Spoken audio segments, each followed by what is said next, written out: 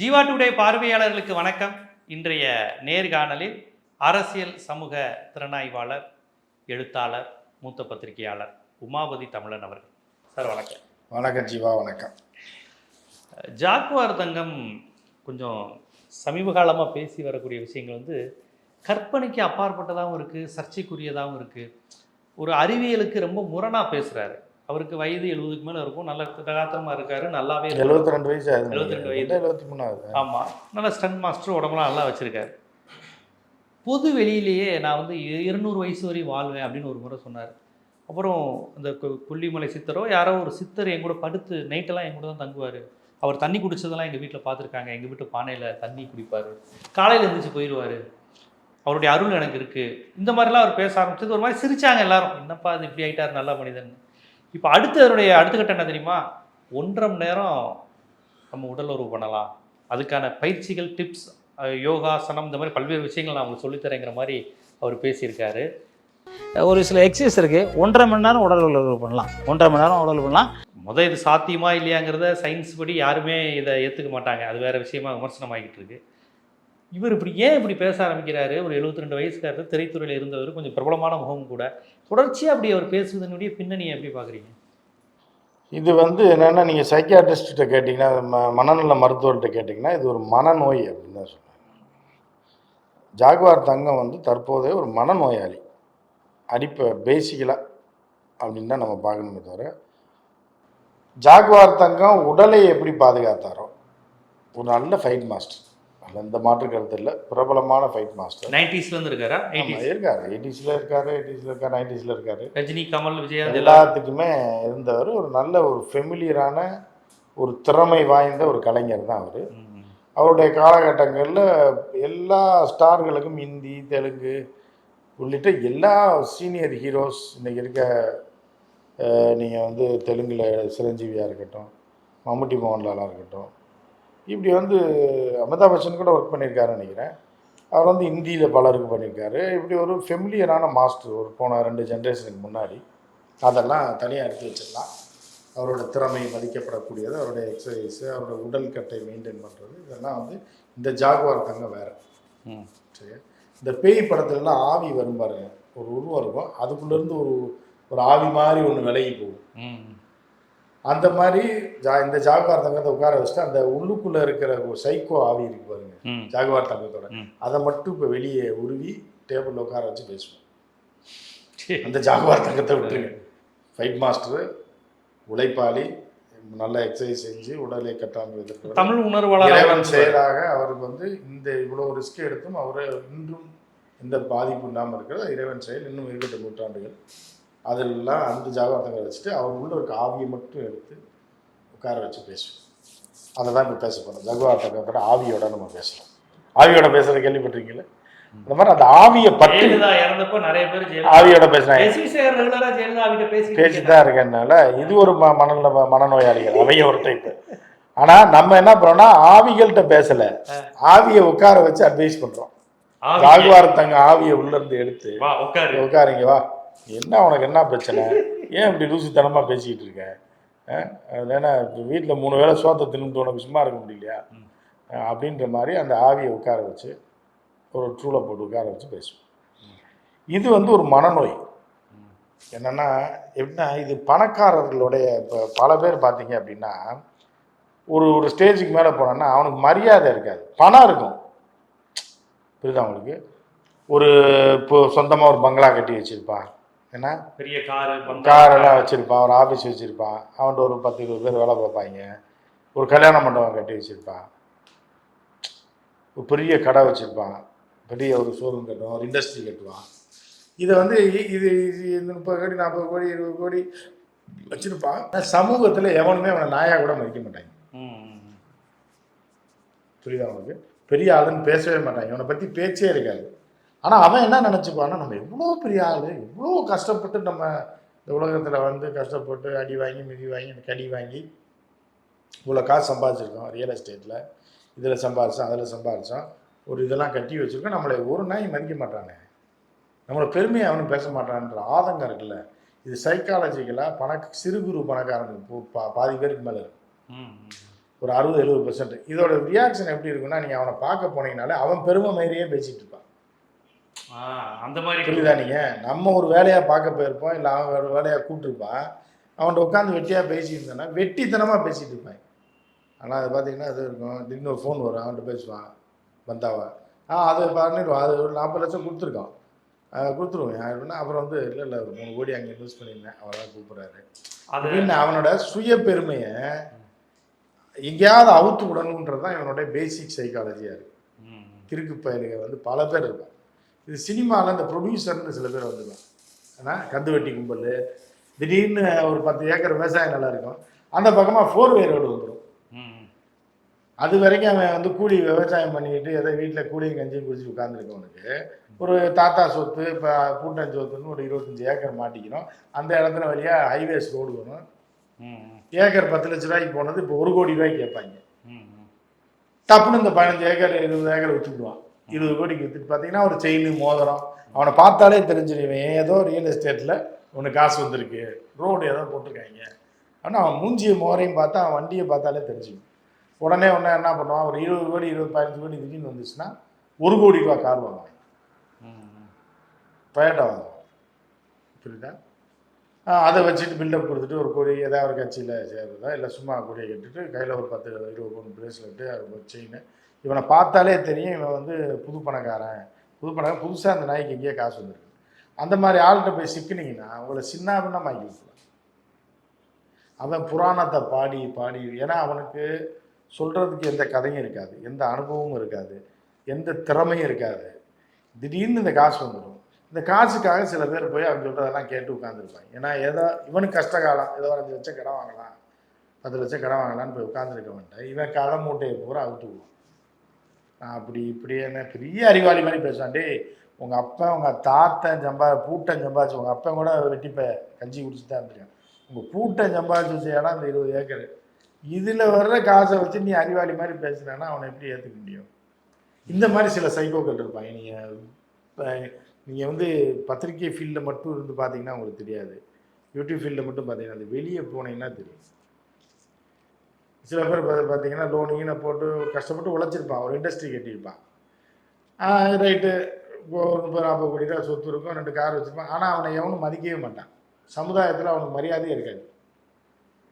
இவனாக போய் சொல்லணும் நான் கம்பெனி வச்சுருக்கேன்னு சொல்ல முடியும். ஏன்னா அதுக்கு தான் என்ன பண்ணுவாங்க, ஏன்னா செயின் பிரேஸ்லெட்டு மோதிரம்லாம் போட்டுறேன். இப்போ பார்த்த உடனே பணக்காரர்களுக்கு வரணும். அதுக்கடுத்து இவர் யாருன்னு யாராவது கேட்பாங்க. கேட்கும்போது இவரா அப்படின்னு சொல்லி அந்த ஒரு சந்தான காமெடி வருவார், இவரை பற்றி இங்கே கேட்காதீங்க, ஊரில் போய் கேட்டு பாருங்கன்ற மாதிரி நீங்கள் கேட்டு வந்து சொல்கிறேன். சில சைக்கோக்கள் இருப்பான். அவன் பேச பார்த்தீங்கன்னா அவன் புகழாக பாடிக்கிட்டு இருப்பான். சொந்தக்காரன் சிறப்பான வச்சு துரத்தி விட்டுனா சேர்க்க மாட்டான் அவனை. புரியுதா? ஏன்னா இவனை பற்றி எல்லா பூர்வீகமும் அவனுக்கு தெரியும், எப்படி காசு சம்பாதிச்சா எப்படி வந்தான்னு. அதனால் அவன்கிட்டே போக மாட்டான், அவன் இவனை மதிக்கவே மாட்டான். சரியா? அதனால் புதுசாக நட்பு வட்டாரத்தில் யார்ட்டையா பழகி இதுவரையும் நம்மளை பற்றி தெரியாதவன்ட்ட பழகிட்டு அவனை போட்டு தாலி எடுப்பாங்க, உட்கார வச்சு நம்ம ஏதாவது ஒன்று பேசுன்னு போயிட்டோன்னு வைங்களேன், இவன் பெருமை மயிரை சொல்லிட்டே இருப்பான். இப்படி சம்பாதிச்சேன், அப்படி சம்பாதிச்சேன், எனக்கு எவ்வளோ, உங்கள்கிட்ட என்ன இருக்குது, என்ன சம்பாதிச்சிங்க நீங்கள் பத்திரிகையிலேருந்து அப்படிங்கிறது. ஆமாம், என்னத்த என்ன ஒண்ணுமே நீ ஒன்றும் என்ன நம்ம பாருங்க 10 crores 20 crores 10 லட்ச ரூபா கூட இல்லைன்றீங்க, 5 லட்ச ரூபா கூட இல்லைன்றீங்க. பத்திரிகையில் வீடு சொந்த வீடு இல்லைன்னா வேற என்ன நீங்க பேசுறீங்க? இந்த நம்ம வீடுலாம் இப்போ கட்டணம் பாருங்க, ஒரு 2.25 கோடி ஆச்சு, 2.25 கோடி தான் ஆச்சு. இடம் ஏற்கனவே இருந்துச்சு, அது 50 லட்ச ரூபாய்க்கு வாங்கி போட்டிருந்தேன். 2.25 கோடிக்கு இந்த வீடை முடித்தோம். அப்புறம் பார்த்தா பையன் வண்டி ஏன்னா பொண்ணு ஒன்று எனக்கு ஒரு வண்டிட்டான், 2 பேருக்கு இது ஒரு 85 லட்சம், இந்த வண்டி தான் வேணும்ட்டா அவருக்கு ஒரு 60 லட்சம் வாங்கி போட்டு இப்படி இருக்கும். அப்படின்னா அந்த நாய் வந்து என்ன சொல்லுன்னா, என்கிட்ட சில்லறையாக இருக்கிறதே 10 கோடி தேரணும், நீங்களாம் என்னத்துக்கலாம் சும்மா உட்காந்துட்டு பத்திரிக்காரன் அதுன்னு சொல்லிட்டு இருக்கேன் அப்படின்றது. இப்படி சைக்கோக்கள் தனியாக இருக்குது. அவன் பெருமையை இப்போ நம்மளை கூப்பிட்டு வச்சு சொல்லிக்கிட்டு அவனால் எந்த பிரயோஜனமும் இருக்காது. செத்து போனால் கூட தண்ணி கொடுக்க மாட்டான், சும்மா வெட்டியாக கூப்பிட்டு பேசிகிட்டு இருப்பாங்க. அவன் பெருமையை நம்மகிட்ட பேசிக்கிட்டு இருப்பான். ஸோ இப்படி ஒரு கும்பல் இருக்குது. இந்த மாதிரி ஒரு கும்பலை சேர்ந்தது தான் இந்த ஜாகுவார் தங்கம். சாதிச்சாச்சு, இனி எவனும் படத்தில் சினிமாவில் கூப்பிட மாட்டான். வயசாகி போச்சு, வயசானவனும் இன்னும் உடல் வலுவும் தெம்பும் இருக்குது, ஆனால் நாலேஜ் முடிஞ்சு போச்சு. புரியுதா? அவன் க்ரியேட்டிவிட்டி முடிஞ்சு போச்சு. அப்போ நீங்கள் உடல் தெம்பாக இன்னும் ஒரு ஃபைட் மாஸ்டராக வேலை செய்யக்கூடிய உடல் வலு இருக்குது, எக்ஸசைஸ் பண்ணுறாரு, எல்லாம் பண்ணால் கூட ஃபீல்டு வந்து வேறு ரூபத்துக்கு போயிடுச்சு. இவர் வந்து அந்த அப்டேட்லேயே இல்லை. அப்போ இவரை கூப்பிட மாட்டாங்க. அதுக்காக தன்னை நோக்கி ஒரு கூட்டத்தை ஈர்க்கிறதுக்கும் நம்மளை பல பேர் தெரிஞ்சுக்கணும், சினிமாவில் வந்து பல பேர் இன்னும் ஜாகுவார் தங்கம் இருக்கான்ற ஹைலைட் பண்ணணுன்றதுக்காக பண்ணக்கூடிய ஒரு மெண்டல் தனமான ஒரு விஷயந்தான் ஜாகுவார் தங்கம் இப்போ பண்ணிகிட்டு இருக்கு. ஏன்னா வந்து 1.5 மணி நேரம் உடல் உறவு கொள்வேன்னா இப்போ இந்த இதை பற்றி நம்ம பேசுகிறோம்ல, இப்போ இது பல பேர்கிட்ட போய் ரீச் ஆகும். அப்போ ஜாகுவார் தங்கம் லைவ்லேயே இருக்காரு இன்னும். இடையிலே 200 வயசு உயிரோட இருப்பேன்னு சொன்னார். ஆமாம், இந்த மாதிரி அப்பப்போ எதையாவது பண்ணுறது, மேடையில் கத்தி பேசுறது, என்னத்தையாவது ஒன்று சொல்லி. ஆமாம், அவர் எப்போ திடீர்னு கத்துவார். ஆமாம், தேசத்தை வந்து நேசிக்கிற மாதிரியும், காஷ்மீர் எங்கே இருக்குது, கன்னியாகுமரி எங்கே இருக்குது, இந்த அரசியல் என்ன அந்த அரசியல் என்னன்னு அந்த ஆளை கூப்பிட்டு கேட்டிங்கன்னா தெரியாது. ஆனால் இந்திய தேசத்துக்காக ஏதோ சினிமா மேடையில் வந்து கட்டிகிட்டு இருக்குது. ஆமாம், நான் பார்த்தேன். இந்த மாதிரி ஒரு அறமண்டல் தான் இந்த நம்ம இப்போ எடுத்து ஆவியை மட்டும் எடுத்து வச்சுட்டு பேசிக்கிட்டு இருக்கோமே இந்த ஜாகுவார் தங்கம். நம்ம அந்த ஜாகுவார் தங்கத்தை சொல்லலை, நீங்கள் மரியாதைக்குரிய மனுஷன் அவர். யார்? அந்த ஃபைட் மாஸ்டர் இருக்காரு ஜாகுவார் தங்கம். அவர் வந்து மரியாதைக்குரிய உழைப்பாளி, கடுமையான உழைப்பாளி, உழைப்பால் முன்னேறியவர், திறமசாலி. அந்த ஜாகுவார் தங்கத்தை பேசலை. இப்போ ஜாகுவார் தங்கத்தின்றக்குள்ள ஒரு கிறுக்கு ஒன்று இருக்குது பாருங்கள், ஆவி. அந்த ஆவியை வச்சு தான் இப்போ பேசிட்டு. இது வந்து இந்த மாதிரி பெருமைக்கு பீதிங்கிறன்னு எதிர்த்தீங்க எதாவது சொல்லுவாங்க. அந்த மாதிரி தன் இருப்பை நிலைநிறுத்திக் கொள்வதற்கும் இருப்பை வெளியில் காட்டு ஒரு ஆமாம், அட்டென்ஷன் சீக்கிங் தான் மாதிரிலாம். இப்போ நம்ம சொல்கிறதெல்லாம் குருடான அவருக்கே தெரியும். அவருக்கே தெரியும். 1.5 மணி நேரம் உடல் உறவு அப்படிங்கிறதுலாம் அவருக்கு பண்ணது. அப்புறம் வந்து சித்தர் வந்து படுத்துருக்காருன்னா என்ன சித்தர்னா அவன் வீட்டு வேலைக்காரனா?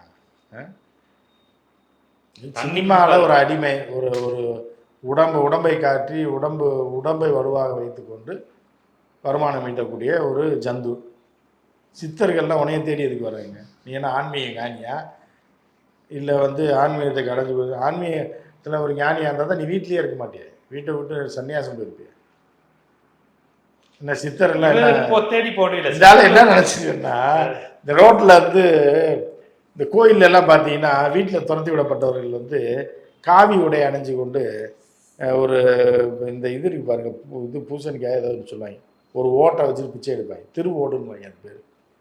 அந்த மாதிரி வேணா பிச்சைக்காரன் போனவன் வித்தியாசமாக இருக்கான்னு வீட்டுக்குள்ள லஞ்சு தண்ணி இன்னி எடுத்து குடிச்சிருப்பாங்க. சித்தர் வந்து ஆமாம், அந்த முடியெல்லாம் வளர்த்துக்கிட்டு அது குளிக்காமல் 48 நாள் இருந்தாலே உங்கள் முடி சடா முடியா மாறிடுங்க.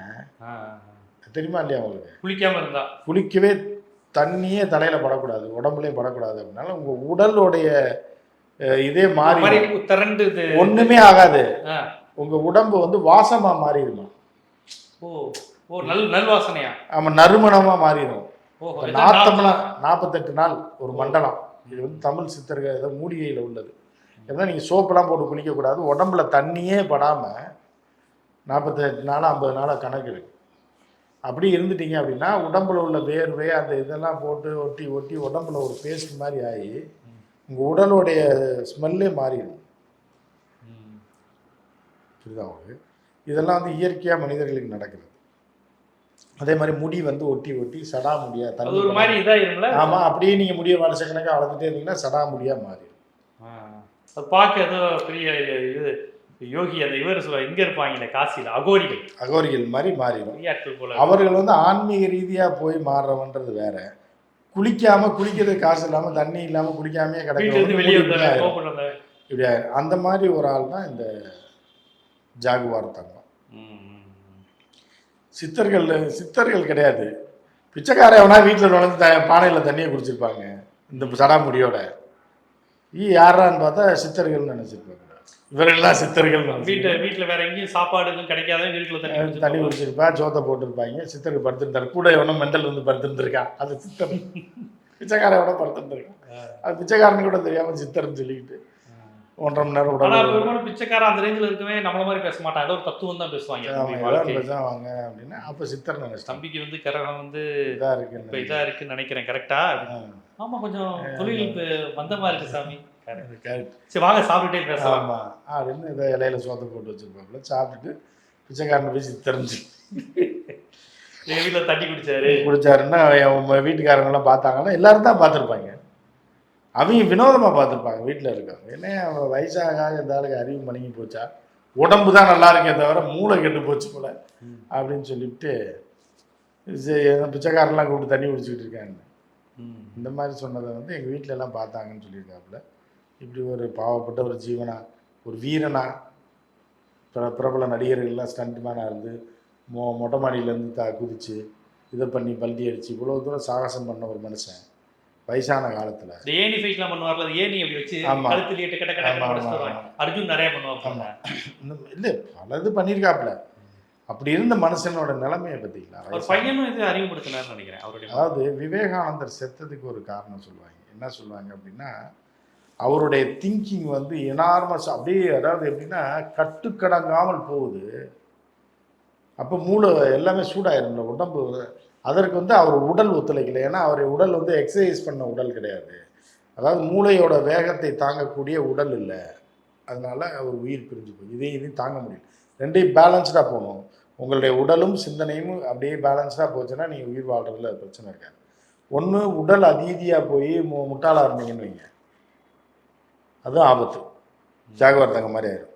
உடம்பு கல் மாதிரி தான் இருக்குது, பில்டிங் ஸ்ட்ராங்கு, பேஸ்மெண்ட் வீக் அப்படின்ற மாதிரி பில்டிங் ஸ்ட்ராங்காக இருக்குது, மூளை வீக்காக இருக்குது அப்படின்ற மாதிரி ஆட்களுக்கு ஆபத்து தான்.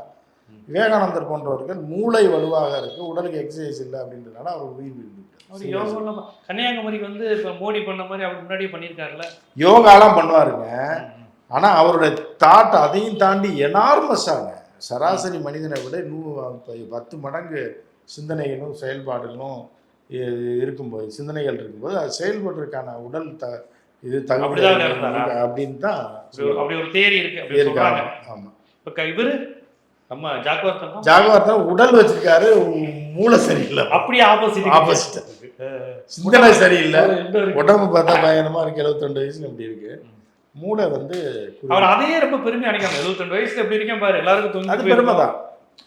அது நினைச்சு மூளை வீக் ஆகி போச்சு. அதுதான் இப்போ பிரச்சனையா. அதுக்கு தனி எக்ஸசைஸ் இருக்கா மூளைய? அதுக்கு தான் மெடிடேஷன் இருக்கு. அது வந்து அறிவு சார்ந்தது. கொஞ்சம் புத்தகங்கள் படிக்கணும். அறிவு சார்ந்து இனி வந்து என்னன்னா அமைதியாயிரும். இனி வந்து பல தத்துவங்களை படிச்சுட்டு ஞானங்களை படித்தா தான் ஒரு உடலும் மனமும் ஒன்றாகி இவர் நினைக்கிற 100 வருஷம் தாண்டி வாழ முடியும். இல்லை மூளை குறுகி போய் உடம்பு பெருசாக இருந்ததுன்னா சோத்தை போடுவாங்க வீட்டில், தின்னுட்டு எக்ஸசைஸ் பண்ணிக்கிட்டு இப்படியே இருக்க வேண்டியது, மூளை கட்டத்தனமாக பேசிக்கிட்டு. ஸோ இன்னும் வந்து இவர் வந்து 22 வயசு ஆச்சுன்னா இவர் நல்ல மனிதர், நல்லா வாழட்டும். 100 வயசுக்கு மேலே யாரும் கெடுதல் செய்யாத ஆளு. இவருக்கு 200 வயசு வரையும் வாழ்வோன்னு இவர் நம்ப வச்சது யாரு? அது நிறையா பேர் இருக்காங்க. அந்த வீட்டுக்கு வந்தாரு அந்த பிச்சைக்காரர் இருக்கு. யார் சொன்னாரு? இல்லைங்க, நீங்க திடீர்னு அது அவர்கிட்ட தானே கேட்க, நீங்க ஏன்ட்ட கேட்டீங்க. திடீர்னு நான் வந்து உங்களுக்கு ஃபோன் பண்ணி நான் 200 வயசு வரையும் வாழ போறேன் அப்படின்னா என்ன சொல்லுவீங்க? சரி நல்லா இருக்கு ஜீவாங்க, போனை வச்சுட்டு என்ன ஆச்சுன்னு தெரியல அப்படி ஃபீல் பண்ணுவாங்க. அப்ப யாரோ ஒருத்தர் தானே இவர்கிட்ட அந்த பதிவு வச்சு, அதாவது யாருன்னு அவருக்கு தானே தெரியும். நமக்கு நான் சித்தர்கள் அவர் வீட்டுல வந்து டீ சாப்பிடுறாங்க, தண்ணி குடிக்கிறாங்க, மாங்காய் பத்தை திங்கிறாங்க. சித்தர் இவர் வீடு இப்ப எங்க இருக்கு? சென்னை தெரியல, அது நமக்கே தெரியாது. சித்தர்கள் இல்ல கொல்லிமலை, நாமக்கல் கொல்லிமலை இல்ல, இங்கதான் இருக்கு. அப்ப நாமக்கல்ல இருந்து கொல்லி சித்தர்கள் வந்தாங்களா? சித்தர்கள் நாமக்கல்ல மட்டும்தான் இருக்காங்க. யாரும் சென்னையில இருக்கிறாங்க. எல்லா இடத்தும் நீக்கமர நிறைந்திருக்கிறாங்க. திருவான்மையூரோ ஏதோ நீங்கள் வீடு சரியா தெரியல எனக்கு இருக்கேன். ஏன்னா அங்கே கோயில் பக்கத்தில் பிச்சைக்காரங்க நிறையா இருப்பாங்க, அந்த திருவோடு வச்சுக்கிட்டு அதை பார்த்துட்டு போயிருப்பாரு. தூக்கத்தில் அப்படியே சித்தர் மாதிரி நினச்சிருந்துருப்பாரு. பாவம். அவருக்கு 200 வயசு வரை வாழ்வு நேரம் சொல்லிட்டு போயிருக்காரு போல. இருக்கலாம். எல்லாரும் 100 வயசு வரை வாழ்வாங்களா? இவர் தம்பி நீ 200 வயசு வரையும் வாழ்வு. அது என்ன 200 ரவுண்டு கணக்கு என்னன்னு தெரியல. அதாவது 146 வயசோ 26 வயசோ சொல்லுவாங்க ஒரு சைக்கிள் அப்படின்றது. 126 வருஷம். இதில் வந்து இந்த புள்ளியில் ஆரம்பித்து இந்த புள்ளி வரைக்கும் நீங்கள் உயிரோடு வந்து பார்த்துட்டீங்கன்னு அர்த்தம். அப்படி பார்த்தவர்கள் இந்த உலகத்தில் சொற்பமான பேர்கள் தான் இருக்காங்க. ஒரு 1000 கணக்கில் தான் இருப்பாங்க. சீனாவில் இருக்காங்க. ஸோ சீனாவில் வருஷம் ஒரு பாட்டியை போடுவாங்க. திபெத்தில் இருக்குது, திபெத்தில் இருக்காங்க. இந்த மாதிரி சில ஜப்பானில் ஒருத்தர் 2 பேர் வாழ்ந்ததா சொல்லுவாங்க. உலகத்தில் அங்கங்கே இருந்ததா சொல்லுவாங்க. இவர் எப்போ பிறந்தாருன்னு தெரில. ஆனால் ஒரு வயசை டெஸ்ட் பண்ணோன்னா 128 29 இருக்கலாம், 140 இருக்கலாம்லாம் சொல்கிறாங்க. இருக்காங்க அப்படிலாம். ஆனால் அவர்களை கண்டறிவது கஷ்டம். ஆனால் ஜாகுவார் தங்கத்துக்கு இப்போ தானே 72 ஆயிருக்கு. அதுக்குள்ளே இவ்வளோ லூசுத்தனம் பண்ணணும். இவ்வளோ சித்தர்களை பார்க்கும்போது இந்த மாதிரி இருக்க தான் செய்யுது. பார்க்கலாம் என்னென்ன. ஏன்னா சரத்குமார் ஒரு முறை 100 வயசு வரையும் வாழ்வேனாரு, உடனே ஒரு 200. இது பூராமே இதுதாங்க. மூளையை வளர்த்துக்கிறாம உடம்பை மட்டும் தின்னு ஆமாம், உடம்பை மட்டும் வளர்த்துக்கிட்டு இருக்கவங்களுக்கு இந்த மாதிரிலாம் பேசணும்னு தோணும். புரியுது அவங்களுக்கு. அது அப்புறம் பார்த்தா தான் தெரியும். ஆனால் அப்போ அவர் கட்சியில் இருந்தார், அகில இந்திய சமத்துவ மக்கள் கட்சியில் இருந்தார். அது சொல்லும் போது 100 வயசுக்கு மேல அது 100 வயசு எல்லாரும் இப்பயே சுகர் உச்சத்தில் இருக்கு, அதுக்கு என்ன பண்ண போகிறாருன்னு தெரியல. புரியுதா உங்களுக்கு? சரி ரைட் ஓகே, இருக்கட்டும், அவெல்லாம் இருக்கட்டும். இத்தனை வயசு வரைக்கும் நல்லா வாழ்ந்தா சந்தோஷம்தான். பட் இந்த மாதிரியான ஆள் தான் ஜாகுவார் தங்கம். புரியுதா உங்களுக்கு? ஏற்கனவே ஒரு சங்க தலைவராக இருந்து சங்க பொங்கலை மூடி சீல் வச்சு விட்டாங்க. இருந்தாலும் இருக்கார் பாவம். இருக்கட்டும் 200 வருஷம் இருக்க எப்படி தப்பு இல்லை. நான் அவர்கிட்ட இருக்கிற காசு, சம்பாதிச்ச காசு இருக்குது, 3 வேளை சாப்பாடை போட்டுருவாங்க வீட்டில், எக்ஸசைஸ் செஞ்சுட்டு இருக்க வேண்டியதான். ஆனால் அவரோட லைஃப் ஸ்டைலும் காஸ்ட்லியாக தான் இருக்குது. ஒரு நாளைக்கு 40 முட்டை சாப்பிடுவாங்க. 40 முட்டை என்னாச்சு? ஒரு முட்டை 5 ரூபா, 15 50, 40 எவ்வளோ ஆச்சு? அது முட்டைக்கு மட்டுமே 200 வேணும். அப்போ பாலுக்கு எவ்வளோ வேணும், மித்த உணவுக்கு எவ்வளோ வேணும், கறிக்கு எவ்வளோ வேணும்? டெய்லி ஒரு 1500 இருந்தால் தான் அவரால் அவருக்கு சோத்தை போட்டு வளர்க்கவே முடியும். இன்னும் 200 வருஷம் வாழ்ந்தால் எத்தனை கோடி செலவாகிறது? இதெல்லாம் எங்கேருந்து சம்பாதிக்கிறது? சினிமாலேயும் மார்க்கெட் போச்சு, தெரியல, பார்க்கலாம். கண்டிப்பாக இப்படி பேசுவதற்கு பின்னால் உள்ள அரசியல் என்ன? ஏன் பிரபலங்களாக இருக்கிறவங்க இத்தனை வயசுக்கு அப்புறம் இந்த மாதிரிலாம் பேசுகிறாங்க? அதுவும் இதெல்லாம் ஒரு கேலிக்கு உள்ளாக்கப்படும், விவாதமாகும், 4 பேர் சிரிப்பாங்க கூட யோசிக்காமல் நீண்ட ஆயுளோடு இப்போ 200 வயசு வரை வாழ்வேன், சித்தர்கள் எங்கள் வீட்டில் தண்ணி குடிச்சிட்டு போனார், இப்போ 1.5 மணி நேரம் உடல் உறவு செய்ய எங்கிட்ட டிப்ஸ் இருக்குது அப்படின்னு பேசுவதெல்லாம் 4 பேர் இதெல்லாம் ஈர்ப்பதல்.